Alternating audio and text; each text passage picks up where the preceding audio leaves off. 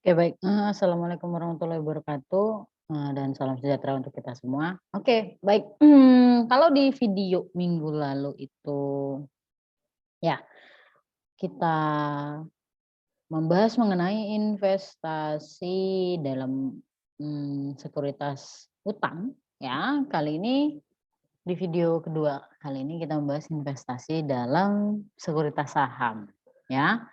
Oke baik, kita bahas dulu apa tuh sekuritas saham ya, atau kita bisa katakan ya sekuritas ekuitas. Jadi itu digambarkan sebagai sekuritas yang menunjukkan bagian kepemilikan ya, seperti kepemilikan atas saham biasa, saham preferen atau modal saham lainnya.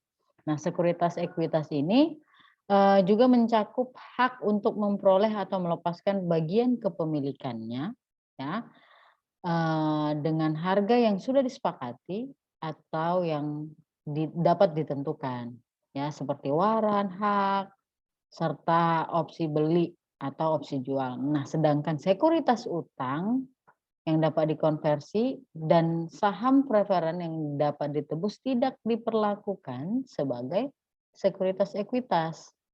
Nah, pada saat sekuritas ekuitas dibeli, harga pokoknya ya mencakup harga beli sekuritas tersebut ditambah dengan komisi pialang dan ongkos lainnya yang berkaitan dengan pembelian itu. Nah, investasi oleh suatu perusahaan dalam saham biasa, perusahaan lain dapat diklasifikasikan menurut persentase saham dengan hak suara investi yang dimiliki oleh investor. Yang pertama, itu kepemilikan kurang dari 20%. Nah, ini menggunakan metode nilai wajar atau fair value. Ya, investor di sini mempunyai hak pasif. Nah, lalu yang kedua, kepemilikan antara 20% dan 50%. Nah, ini menggunakan nanti metode ekuitas. Nah, di sini investor mempunyai pengaruh yang signifikan, ya. Nah, yang ketiga, kepemilikan lebih dari 50%. Nah, ini dia nanti akan membuat laporan konsolidasi, ya. Di sini investor mempunyai hak kendali ya, hak mengendalikan. Nah, tingkatan hak atau pengaruh ini ya serta penilaian dan pelaporan yang harus ditetapkan pada investasi akan kita lihat pada tabel ini. Nah, bisa kita lihat di sini ya. Persentase kepemilikan di sini ada 0 sampai 20, 20 sampai 50 dan lebih besar dari 50. Nah, bagaimana metode penilaiannya? Bagaimana tingkat pengaruhnya? Kalau kita lihat pada tabel yang ini ya, kalau tingkat pengaruhnya kecil ya atau cenderung dia tidak ada. Sedangkan kalau yang 20 sampai 50 dia signifikan dan kalau lebih besar dari 50% dia kendali penuh. Nah, kalau untuk metode penilaiannya dia menggunakan nilai wajar kalau yang 0 sampai 20 dan 20 sampai 50 itu menggunakan metode ekuitas ya, dan kalau misalnya 50 di atas 50% dia konsolidasi. Nah, oleh karena itu akuntansi dan pelaporan untuk sekuritas ekuitas tergantung pada tingkat pengaruh dan jenis sekuritas yang terlibat ya. Seperti kita lihat pada tabel ini ya, ada di sini kategori, ada penilaiannya, ada keuntungan atau kerugian kepemilikan yang belum terrealisasi, bagaimana perlakuannya itu dan bagaimana pengaruh lainnya terhadap laba. Nah, di sini bisa kalian lihat. Kalau misalnya berbicara mengenai ini tadi sudah kita bahas ya. Penilaiannya. Nah, kita lihat keuntungan atau kerugian kepemilikan yang belum terrealisasi, bagaimana dia? Nah, kalau dia, kategori yang kurang dari 20% dan ini ada 2 ya, tersedia untuk dijual dan diperdagangkan. Nah, dia diakui dalam laba komprehensif lainnya dan sebagai komponen yang terpisah dari ekuitas pemegang saham, kalau yang tersedia untuk dijual. Kalau perdagangan diakui dalam laba bersih, sedangkan yang 2 ini dia tidak diakui. Nah, lalu untuk pengaruh lainnya terhadap laba, untuk yang kurang dari 20% yang tersedia untuk dijual, dividen yang diumumkan, keuntungan dan kerugian dari penjualan. Itu pengaruh lainnya terhadap laba. Nah, lalu sedangkan dia itu untuk kategori kurang dari 20% yang diperdagangkan, dividen diumumkan ya, keuntungan dan kerugian dari penjualan ya. Nah, sedangkan untuk kepemilikan 20 sampai 50, bagian proporsional dalam laba bersih investasi disesuaikan dengan amortisasi yang tepat. Dan sedangkan yang lebih dari 50% tidak dapat diterapkan. Kalau ada pun pengaruh lain terhadap laba. Oke, baik. Itu berbicara mengenai pengertiannya sedikit tadi ya. Nah, lalu kita masuk bagaimana perlakuan akuntansinya untuk setiap kategori yang tadi. Ya, kita mulai dari yang pertama. Kategori yang pertama yaitu kurang dari 20%. Nah, sekuritas ini ya, sekuritas ekuitas ini dicatat pada biaya atau cost ya atau harga pokoknya ya. Nah, pembelian 2 jenis atau lebih sekuritas dengan harga sekaligus atau dengan gabungan lamsam ya, ingat kembali, mengharuskan dilakukan pengalokasian biaya atau kos itu pada jenis-jenis yang berbeda dengan cara yang wajar. Ya, jika tersedia harga pasar untuk satu ekuitas tetapi tidak untuk yang lainnya, maka kita akan menggunakan metode inkremental dan harga pasar tersebut nanti akan dibebankan ke sekuritas yang satu. Ya, jadi nanti kalau misalnya ada ya pembelian 2 jenis sekuritas atau lebih, jadi dia akan apa ya, pengalokasian biayanya itu dengan cara yang wajar. Jadi tiap-tiap jenis. Tetapi kalau misalnya apa namanya, jika hanya satu sekuritas saja yang diketahui, maka untuk yang lainnya kita akan menggunakan metode inkremental, ya, incremental method. Nah, apabila seseorang yang memiliki hak kurang dari 20, maka diasumsikan bahwa investor itu mempunyai pengaruh yang kecil atau tidak memiliki pengaruh terhadap investasi. Ya, dalam hal ini jika harga pasar tersedia, maka investasi itu dinilai dan dilaporkan setelah akuisisi dengan menggunakan fair value method, ya. Nah, metode nilai wajar ini mengharuskan perusahaan mengklasifikasikan sekuritas ekuitas pada saat akuisisi sebagai sekuritas yang tersedia untuk dijual atau sekuritas perdagangan, ya, pada saat akuisisi. Nah, oleh karena sekuritas ekuitas tidak memiliki tanggal jatuh tempo ya, hanya sekuritas ekuitas yang tidak memiliki tanggal jatuh tempo. Maka sekuritas ini nggak akan bisa diklasifikasikan sebagai sekuritas yang dimiliki sampai jatuh tempo. Berbeda tadi, berbeda ya ketika di video yang satu kita berbicara tentang sekuritas utang. Ada 3 jenis kan, 3 kategori. Oke, mari kita bahas ya, sekuritas yang tersedia untuk dijual. Nah, sekuritas yang tersedia untuk dijual ini pada saat diperoleh itu dicatat pada kosnya. Ya, kita lihat contohnya ya.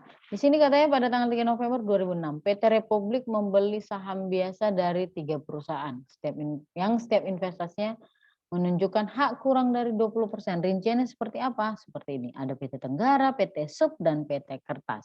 Total portofolionya sekitar 700 juta lebih. Ya. Nah, maka bagaimana untuk mencatat pembelian saham ini secara lamsam nih ya? Gabungan. Gampang. Ya, sekuritas yang tersedia untuk dijual senilai 700 juta sekian pada kas. Itu untuk mencatat pembeliannya. Nah, dikatakan di sini pada tanggal 6 Desember 2002, PT Republik menerima dividen tunai ya sebesar 4.200.000 ya 4.200.000 atas investasinya di PT siapa nih? PT Sub. Ya, dividen tunainya ini dicatat bagaimana jurnalnya ya. Kas pada pendapatan dividen. Jadi itu untuk apa namanya? Mencatat. Maaf ya ini salah ini. Mencatat dividen tunainya. Nah, ketiga ketiga perusahaan investasi ini melaporkan laba bersih untuk tahun berjalan, tetapi hanya PT SUB ya yang mengumumkan akan membayar dividennya kepada PT Republik yang tadi 4.200.000 kan. Namun seperti itu ditunjukkan sebelumnya, jika seorang investor memiliki kurang dari 20% saham biasa di perusahaan lain, maka investor itu dianggap tidak memiliki pengaruh atau relatif kecil lah pengaruhnya terhadap investasi kan. Nah, akibatnya apa?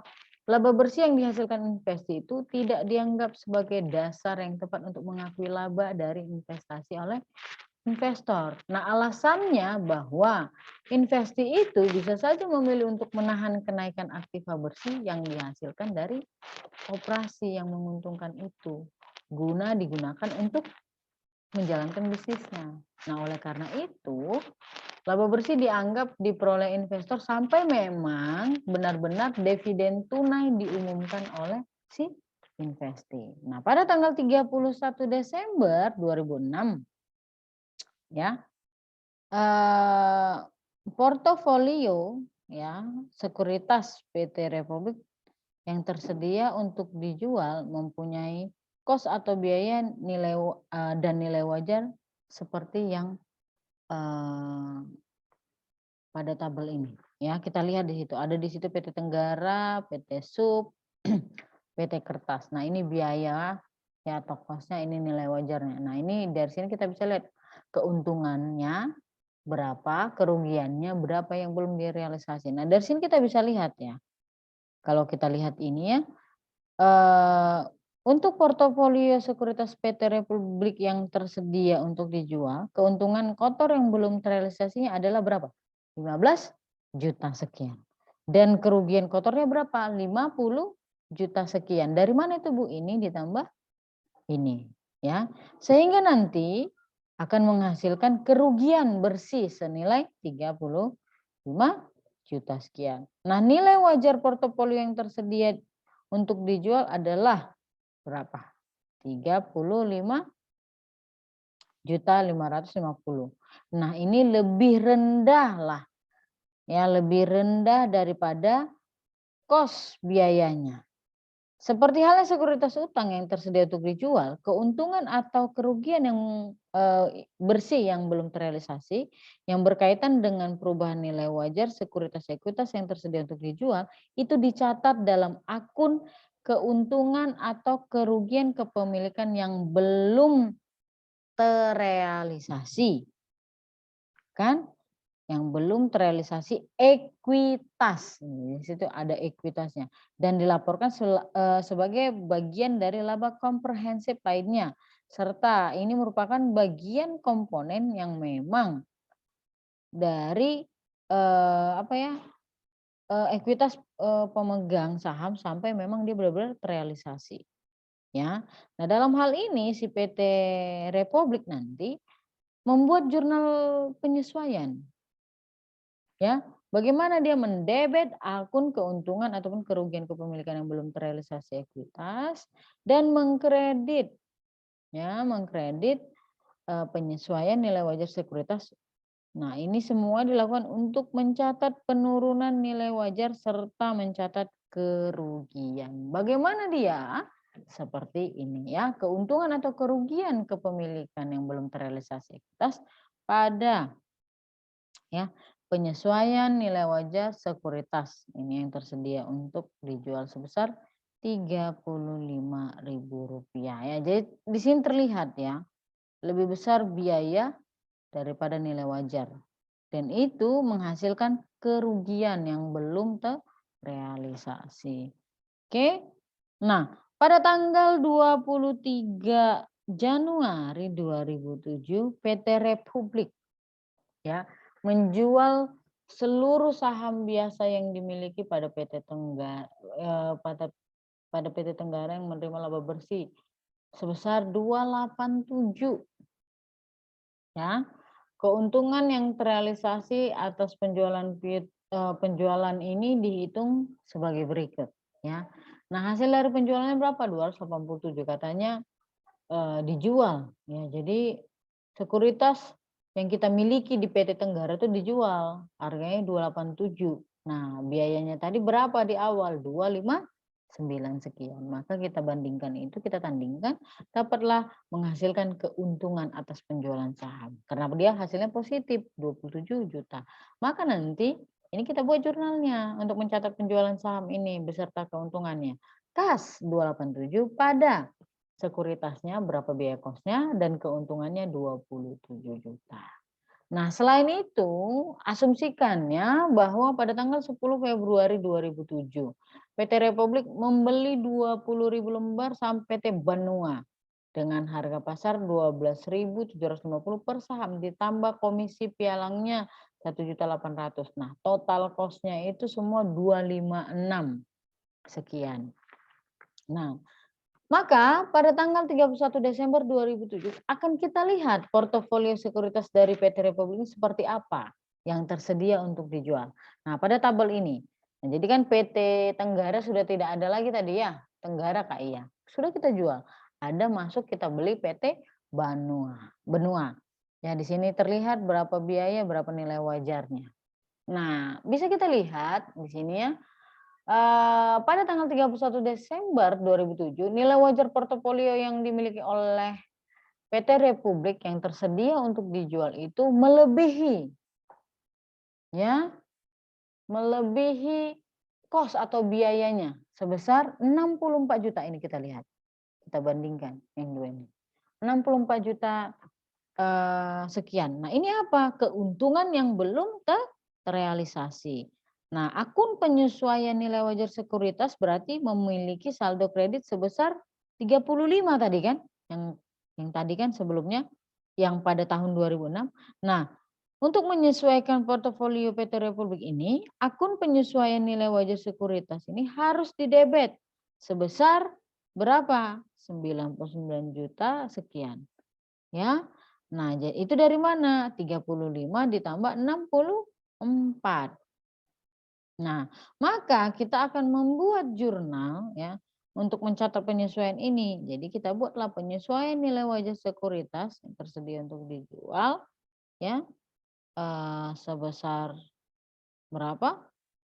99 juta dan keuntungan atau kerugian kepemilikan yang belum terrealisasi sebesar 99 juta. Nah, ini untuk mencatat penyesuaian nilai wajar sekuritas. Oke. Nah, itu untuk sekuritas yang tersedia untuk dijual. Kita beralih ke sekuritas perdagangan.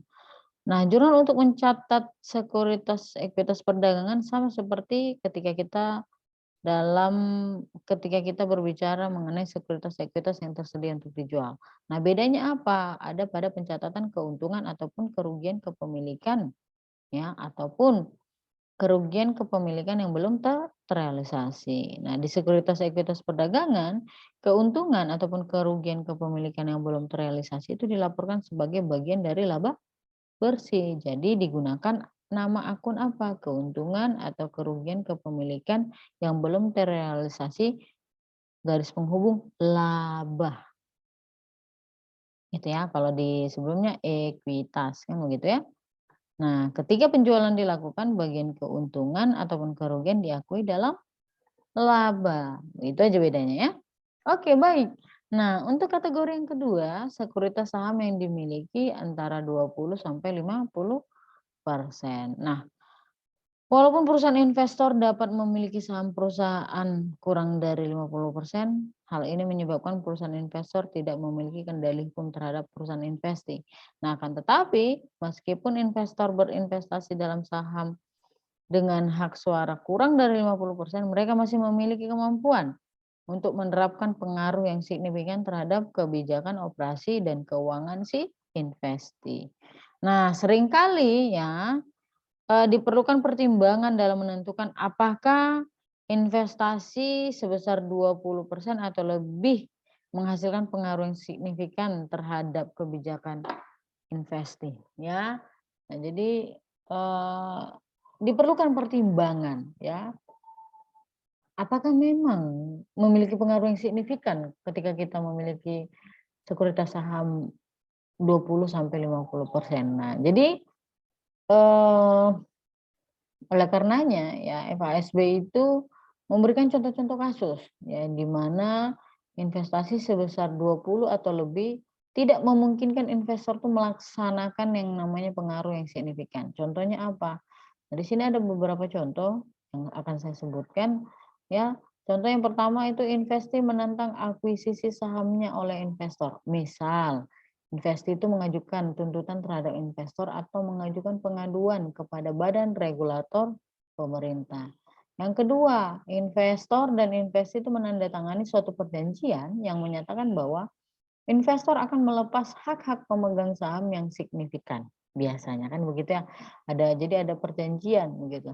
Hal ini biasa terjadi jika investi menolak upaya pengambil alihan oleh investor dan investor setuju untuk membatasi kepemilikan sahamnya dalam investi. Ya.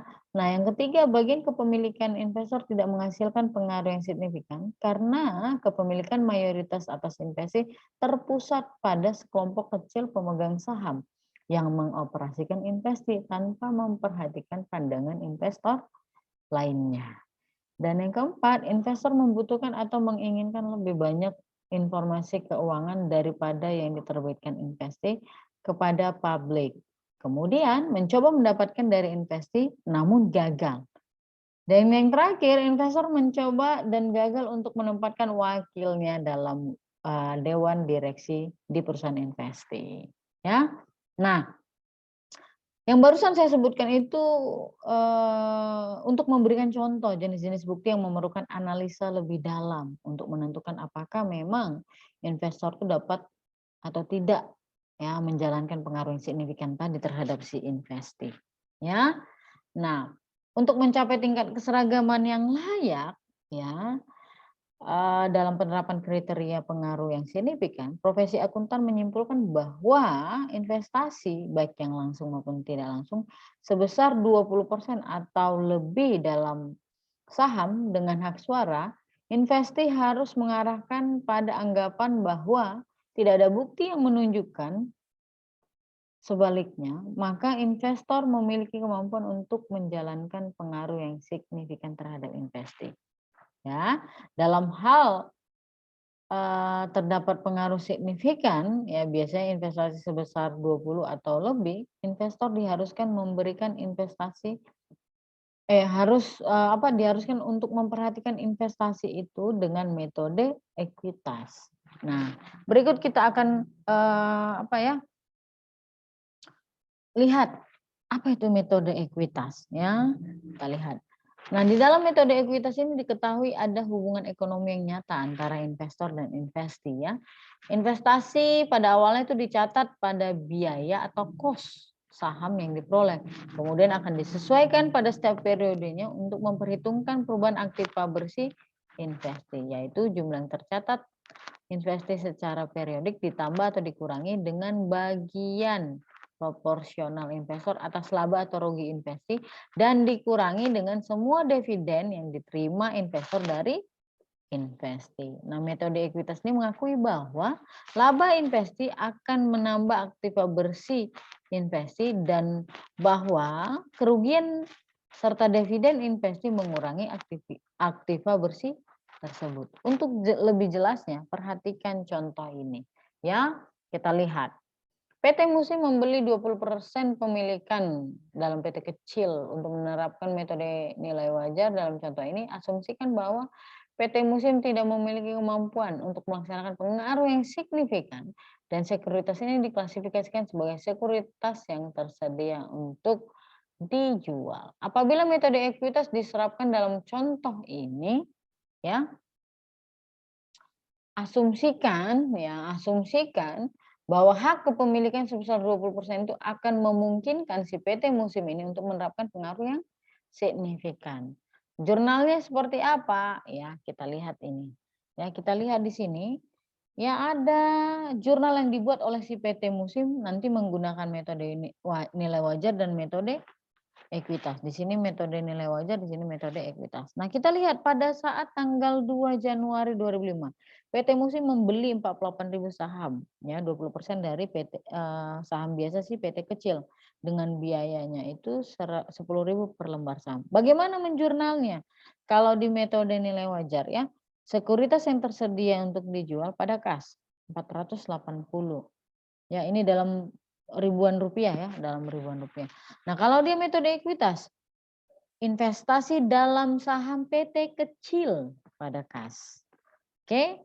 Nah, lalu untuk tahun 2005, PT kecil katanya melaporkan laba bersihnya sebesar 200 juta.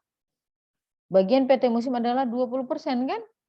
Atau senilai 40 juta. Nah, kalau misalnya menggunakan metode nilai wajar tidak ada jurnalnya. Nah, kalau metode ekuitas ada jurnalnya. Metode ekuitas jurnal seperti apa? Investasi dalam saham PT kecil pada pendapatan dari investasi senilai 40 juta, 40.000 lah. Ya, dalam ribuan rupiah. Nah, kita lihat pada tanggal 31 Desember 48.000 saham PT kecil ini memiliki nilai wajar atau harga pasar sebesar 12.000 per lembar saham atau 576 juta. Nah, kalau ini kita jurnal menurut metode nilai wajar, maka jurnalnya adalah penyesuaian nilai wajar sekuritas. Ya, sekuritas tadi ini tersedia untuk dijual 96.000 ya pada keuntungan. Ya, keuntungan atau kerugian kepemilikan yang belum terrealisasi. Ya, ekuitas 96.000 ini dari mana, Bu? Ya, ini dari kita tandingkan kosnya sama nilai wajarnya. Nah, sedangkan metode ekuitas dia tidak ada jurnal di sini, ya. Tidak ada jurnal. Ayo mari kita lanjut. Ya, pada tanggal 28 Januari 2006 PT kecil mengumumkan akan membayar dividen. Ya, akan membayar dividen tunai sebesar 100 juta. PT Musim berarti 20%-nya. Berarti 20 juta. Ya, bagaimana jurnalnya untuk masing-masing metode? Kalau di metode nilai wajar, kas pada pendapatan dividen. Tetapi kalau dia menggunakan metode ekuitas berarti kas ya pada investasi dalam saham PT kecil. Nah, lanjut untuk tahun 2006 ya PT kecil melaporkan kerugian bersih 50 juta. Berarti bagian PT Musim 20% ya berapa? 10 juta. Nah, bagaimana mencatat jurnal ini? Ya, kalau menggunakan metode nilai wajar ya. Keuntungan atau kerugian kepemilikan yang belum terrealisasi ekuitas pada penyesuaian nilai wajar sekuritas yang tersedia untuk dijual sebesar 48 juta. Ya.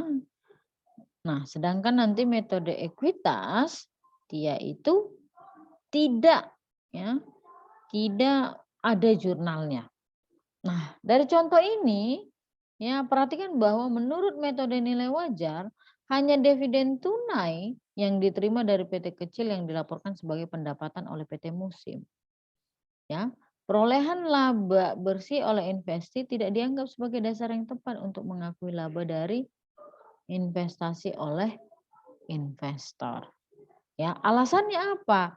Kenaikan aktiva bersih yang berasal dari operasi investasi yang menguntungkan mungkin saja secara permanen ditahan dalam bisnis oleh si investasi. Oleh karena itu, pendapatan tidak dianggap diperoleh investor sampai memang dividen itu diterima dari si investasi. Nah, sedangkan kalau kita melihat metode ekuitas ya, PT Musim ini melaporkan hal tersebut sebagai pendapatan atau bagiannya atas laba bersih yang dilaporkan oleh PT kecil. Dividen tunai yang diterima si PT kecil dicatat sebagai penurunan nilai tercatat investasi. Akibatnya investor mencatat bagiannya dalam laba bersih investasi pada tahun bagian itu diperoleh. Ya, dalam hal ini si investor dapat memastikan bahwa setiap kenaikan aktiva bersih yang berasal dari laba bersih akan dibayar dalam bentuk dividen jika diinginkan. Ya.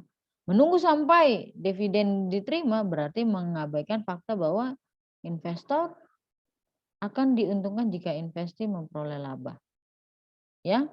Nah, penggunaan dividen sebagai dasar untuk mengakui pendapatan dapat menimbulkan masalah tambahan, ya. Misalnya, asumsikan bahwa investasi melaporkan suatu kerugian bersih, tetapi investor memanfaatkan pengaruhnya untuk memaksa pembayaran dividen dari investasi. Dalam hal ini, investor melaporkan laba walaupun investasi mengalami kerugian. Dengan kata lain, jika dividen digunakan sebagai dasar untuk mengakui pendapatan, keadaan ekonomi tidak dilaporkan sebagaimana mestinya. Pasti ya. Nah, kita bahas dulu mengenai kerugian investasi melebihi jumlah tercatat. Oke. Nah, jika bagian investor atas kerugian investasi itu melebihi jumlah yang tercatat investasi, maka apakah investor harus mengakui kerugian tambahan? Ya. Nah, biasanya investor harus menghentikan penerapan metode ekuitas dan tidak mengakui sebagai kerugian tambahan. Nah, akan tetapi jika potensi kerugian investor tidak terbatas sampai jumlah investasi awal, ya, atau jika tampaknya investasi dapat dipastikan segera kembali ke operasi yang menguntungkan, maka tepat jika investor mengakui sebagai kerugian tambahan. Oke, baik. Kita masuk ke sekuritas saham yang dimiliki lebih dari 50%. Nah, jika perusahaan memperoleh hak suara lebih dari 50%, yaitu hak mengendalikan perusahaan lain, maka perusahaan investor disebut sebagai induk dan investasi sebagai anak, ya. Investasi dalam saham biasa, misalnya contoh ya, investasi dalam saham biasa perusahaan anak itu disajikan sebagai investasi jangka panjang dalam laporan keuangan tersendiri yang dibuat oleh perusahaan induk. Nah, apabila perusahaan induk memperlakukan perusahaan anak sebagai suatu investasi, maka yang biasanya dibuat adalah laporan keuangan konsolidasi, bukan laporan keuangan terpisah, baik untuk perusahaan induk maupun perusahaan anak. Nah, jadi dibuat laporan keuangan konsolidasi, ya. Nah, laporan keuangan konsolidasian ini mengabaikan perbedaan antara entitas legal yang terpisah dan memperlakukan perusahaan induk sebagai entitas ekonomi. Masalah kapan dan bagaimana menyiapkan laporan konsolidasian itu nanti akan kita bahas ya pada akuntansi keuangan lanjutan. Ya, jadi apakah laporan keuangan konsolidasian disiapkan atau tidak? Ya, investasi dalam perusahaan umumnya diperhitungkan dalam pembukuan perusahaan induk dengan menggunakan metode apa? Ekuitas, seperti yang kita bahas sebelumnya. Oke, baik. Penjelasan Ibu mengenai sekuritas dalam saham saya cukupkan. Sampai ketemu di video selanjutnya. Assalamualaikum warahmatullahi wabarakatuh dan salam sejahtera untuk kita semua.